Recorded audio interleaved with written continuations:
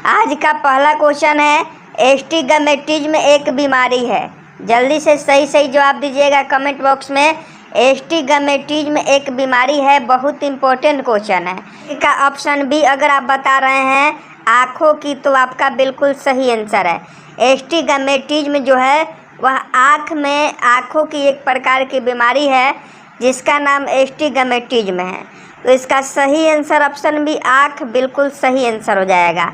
अगला प्रश्न 2 नंबर देखिए, विश्व स्वास्थ्य दिवस कब मनाया जाता है? और यह बिहार फायरमैन 2380 पोस्टों में पूछा गया प्रश्न है कि विश्व स्वास्थ्य दिवस कब मनाया जाता है। 2 नंबर का सही जवाब दीजिए, विश्व स्वास्थ्य दिवस कब मनाया जाता है? तो 2 का ऑप्शन है 7 अप्रैल को। 2380 बिहार फायरमैन के 27 मार्च के एग्जाम में पूछा गया प्रश्न है, विश्व स्वास्थ्य दिवस कब मनाया जाता है? 7 अप्रैल को। अगला प्रश्न देख लीजिए 3 नंबर, मेल्कोनाइट किस धातु का खनिज है? मेल्कोनाइट किस धातु का खनिज है? सभी लोग फटाफट सही जवाब देंगे। मेल्कोनाइट किस धातु का खनिज है? 3 का ऑप्शन है तांबा। अगर आप बता रहे हैं तो आपका बिल्कुल सही आंसर है। मेल्कोनाइट जो है वह तांबा धातु का खनिज है। हर प्रश्न के लिए 5 सेकंड का समय मिलेगा, तो सभी लोग सही सही जवाब कमेंट बॉक्स में बताएंगे। किस अम्ल का उपयोग शीशा संचायक बैटरी में किया जाता है? किस अम्ल का उपयोग शीशा संचायक बैटरी में किया जाता है? तो 4 का ऑप्शन है सल्फ्यूरिक अम्ल हो जाएगा, जिसका सूत्र H2SO4 होता है। जिसका सूत्र क्या होता है? H2SO4, जिसका सूत्र होता है सल्फ्यूरिक अम्ल। तो किस अम्ल का उपयोग शीशा संचायक बैटरी में किया जाता है? सल्फ्यूरिक अम्ल का।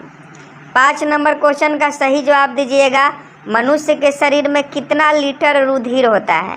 यानी मनुष्य के शरीर में कितना लीटर खून पाया जाता है? 5 का सही जवाब कमेंट बॉक्स में बताइएगा। 5 नंबर का सही जवाब ऑप्शन सी हो जाएगा, 5 से 6 लीटर। मनुष्य के शरीर में कितना लीटर रुधिर होता है? 5 से 6 लीटर। अगला प्रश्न 6 नंबर देखिए, विद्युत धारा का चुंबकीय प्रभाव सर्वप्रथम अवलोकित किया गया। 6 का सही जवाब दीजिएगा, विद्युत धारा का चुंबकीय प्रभाव सर्वप्रथम अवलोकित किया गया। तो 6 का ऑप्शन भी आर्स्टेड द्वारा हो जाएगा। विद्युत धारा का चुंबकीय प्रभाव सर्वप्रथम अवलोकित किया गया आर्स्टेड के द्वारा। न्यूरॉन इकाई है, ये भी क्वेश्चन पूछा जाता है। 7 नंबर न्यूरॉन इकाई है, तो 7 का ऑप्शन डी तंत्रिका ऊतक का। तंत्रिका ऊतक का जो है वह न्यूरॉन इकाई है। तो याद रखिएगा न्यूरॉन किसकी इकाई है?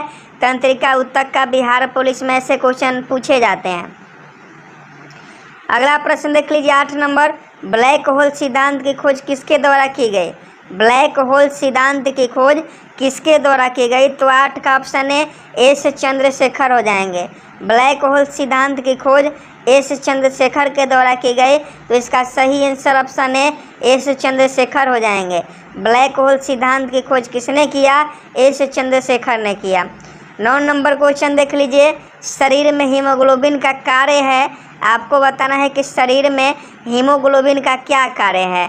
तो 9 का ऑप्शन है ऑक्सीजन का परिवहन। ऑक्सीजन का परिवहन जो होता है वह हीमोग्लोबिन के कारण होता है। अगर आपके शरीर में हीमोग्लोबिन का कमी है तो ऑक्सीजन का परिवहन सही तरीके से नहीं हो पाता है, जिससे आपको मांसपेशियों में दर्द महसूस होता है। कभी कभी आप पैरों के मांसपेशियों में दर्द महसूस करते होंगे, हीमोग्लोबिन कम हो जाता है और वहाँ ऑक्सीजन का प्रवाह नहीं पहुँच पाता है।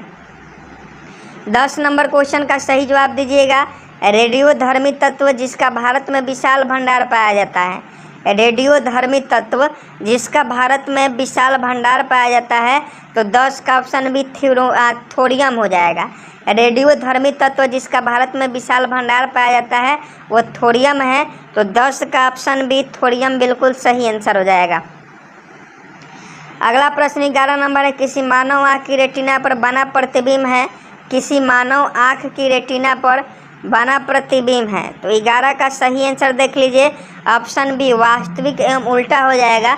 किसी मानव आँख की रेटिना पर बना प्रतिबिंब जो है वह वास्तविक एवं उल्टा होता है। 12 का सही जवाब दीजिएगा, फोटोग्राफी में उपयोग किया गया प्रकाश संवेदी यौगिक है। देखिए ये बिहार पुलिस के कई बार एग्जामों में पूछा गया है कि फोटोग्राफी में उपयोग किया गया प्रकाश संवेदी यौगिक कौन सा है। तो 12 का ऑप्शन सी सिल्वर ब्रोमाइड होता है। सिल्वर ब्रोमाइड का फोटोग्राफी में उपयोग किया जाता है। हमारे भोजन में संरचनात्मक खाद्य पदार्थ है, आपको बताना है कि हमारे भोजन में संरचनात्मक खाद्य पदार्थ कौन सा है। तो देखिए इसका सही जवाब हम लोग बात करें 13 नंबर का, तो विटामिन एवं खनिज। ऑप्शन 13 प्रश्न का option C will be right answer हो जाएगा। 14 नंबर क्वेश्चन देख लीजिए, ध्यान से पढ़िएगा और तब सही जवाब दीजिएगा। 1 ग्राम वाले पदार्थ का तापमान 1 डिग्री सेल्सियस बदलने के लिए आवश्यक ऊष्मा की मात्रा को क्या कहते हैं? 1 ग्राम वाले पदार्थ का तापमान 1 डिग्री सेल्सियस बदलने के लिए आवश्यक ऊष्मा को क्या कहा जाता है? तो उसे विशिष्ट ऊष्मा कहा जाता है। उसको क्या कहते हैं जो हमें आवश्यकता होती है ऊष्मा को, उस ऊष्मा को विशिष्ट ऊष्मा कहते हैं।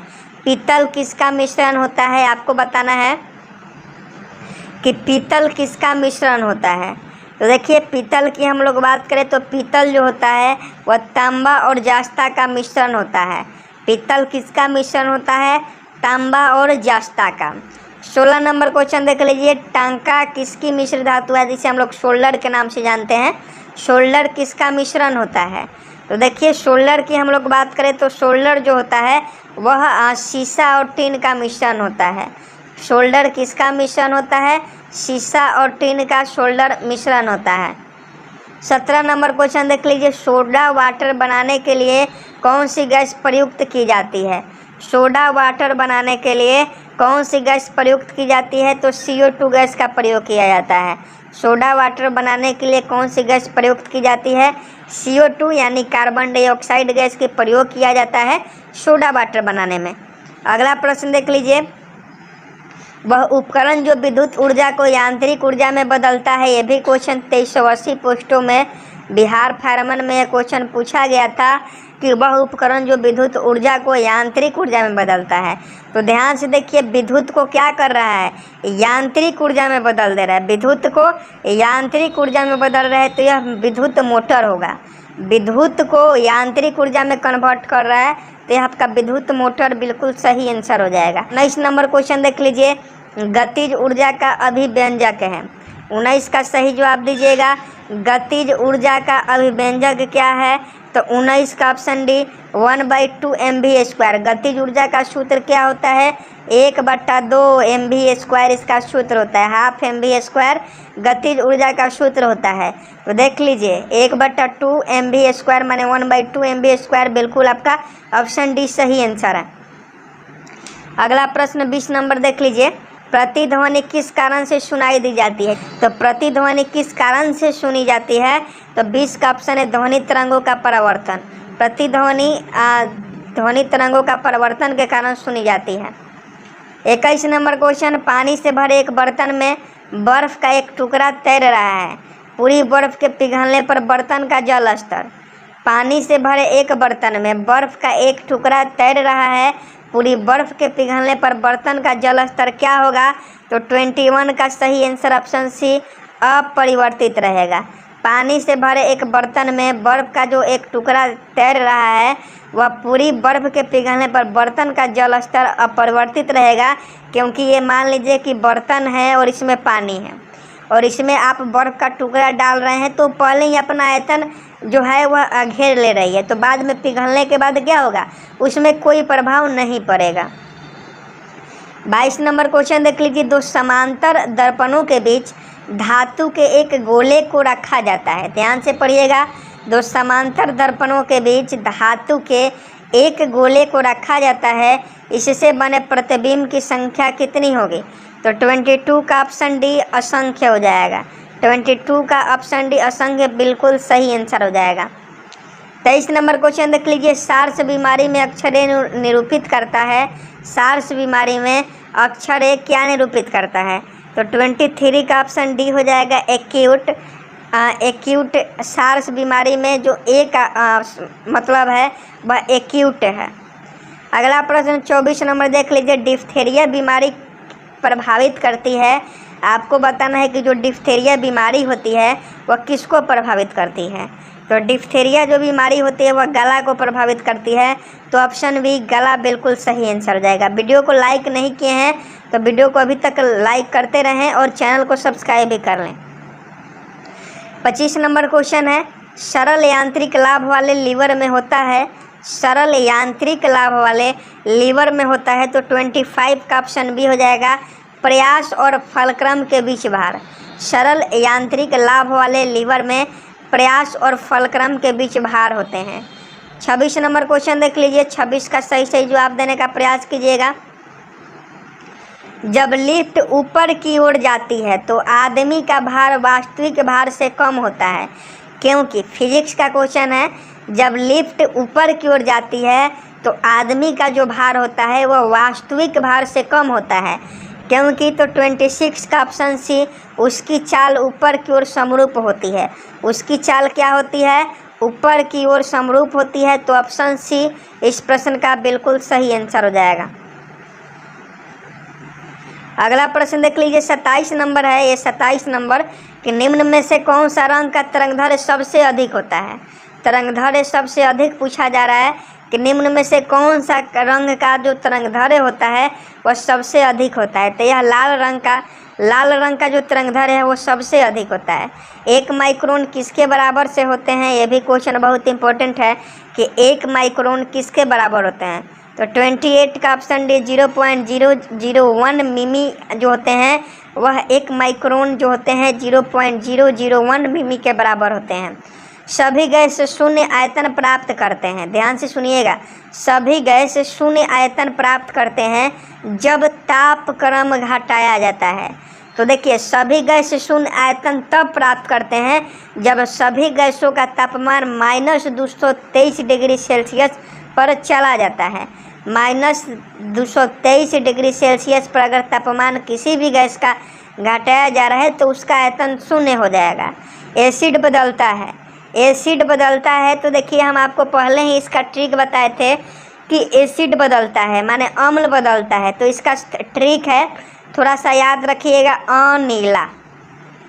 अनीला इसका ट्रिक है। थोड़ा सा अगर आप ध्यान में रखिएगा तो ये क्वेश्चन आपको याद हो जाएगा।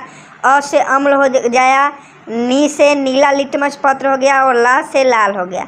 मतलब अम्ल जो है वह नीला लिटमस पत्र को लाल कर देता है। याद करना है, अनीला यानी अम्ल जो है नीला लिटमस पत्र को लाल कर देता है। तो यहाँ कह रहा है कि अम्ल बदलता है। तो अम्ल क्या करता है? नीले लिटमस पत्र को क्या कर देता है? लाल कर देता है। तो 30 का ऑप्शन है बिल्कुल सही आंसर। चीनी के घोल में तापक्रम बढ़ाने पर चीनी की विलयता, चीनी के घोल में तापक्रम बढ़ाने पर चीनी की विलयता क्या होती है? तो इसका बढ़ती है। चीनी के घोल में अगर तापक्रम बढ़ा दी जाए तो चीनी की विलयता बढ़ जाती है। मतलब गर्म पानी में आप चीनी घोलते हैं तो जल्दी घुल जाता है, लेकिन ठंडा पानी में अगर चीनी का घोल तैयार करते हैं तो उसको घुलने में समय लगता है। तो यही बात है कि चीनी के घोल में तापक्रम बढ़ाने पर चीनी की विलयता जो है वह बढ़ जाती है। कार्बन का शुद्धतम रूप कौन है? तो देखिए, कार्बन का 2 रूप होता है, हीरा और कोयला। कार्बन का शुद्ध रूप क्या है पूछा जा रहा है। कार्बन का यहाँ शुद्धतम रूप पूछा जा रहा है कि कार्बन का शुद्धतम रूप। तो कार्बन के 2 अपरूप होते हैं, हीरा और ग्रेफाइट और हीरा होते हैं कार्बन के शुद्धतम रूप। लेकिन यहाँ 32 का सही आंसर आपका हीरा हो जाएगा। कार्बन का जो शुद्धतम रूप होता है वह हीरा होता है। 33 नंबर क्वेश्चन देख लीजिए, निम्नलिखित में से कौन सा तत्व कार्बनिक यौगिक में मौजूद रहता है? निम्नलिखित में से कौन सा तत्व कार्बनिक यौगिक में मौजूद रहता है? तो यह आपका कार्बन रहता है। कौन सी गैस का आवरण सूर्य से निकली पराबैंगनी विकिरण को अवशोषित करता है? तो 34 का ऑप्शन हो जाएगा ओजोन। ओजोन जो परत है वह सूर्य से निकली पराबैंगनी विकिरण को अवशोषित करता है। 35 नंबर क्वेश्चन आज का लास्ट क्वेश्चन है, मायोपिक आँख किसके प्रयोग द्वारा ठीक किया जा सकता है? यह बिहार होमगार्ड का जो एग्ज़ाम हुआ था, लगभग 2021 में ही एग्ज़ाम हुआ था बिहार होमगार्ड वाला, तो उसमें यह क्वेश्चन पूछा गया था कि मायोपिक आँख किसके प्रयोग द्वारा ठीक की जा सकती है। यही जवाब आप लोग कमेंट करके ज़रूर बताइएगा। मिलते हैं नेक्स्ट वीडियो में, तब तक के लिए जय हिंद जय भारत।